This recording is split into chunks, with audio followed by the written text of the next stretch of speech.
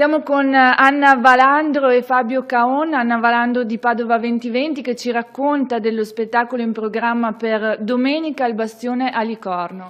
Sì, lo spettacolo in programma è uno spettacolo capace, cioè travolgente, capace di trasmettere questo senso di libertà e partecipazione che sono alla base del programma di Padova 2020. Sarà una grande festa che coinvolgerà tutti i cittadini, quindi mamme, bambini, anziani, di tutte le estrazioni politiche e sarà quindi un'occasione anche per condividere insieme questo percorso che abbiamo fatto fino a qui.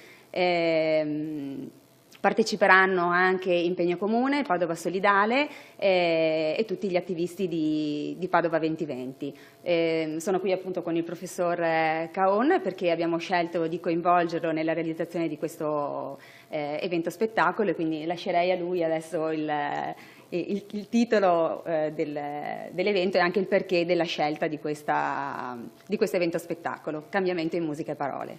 Spieghiamo la natura di questo evento.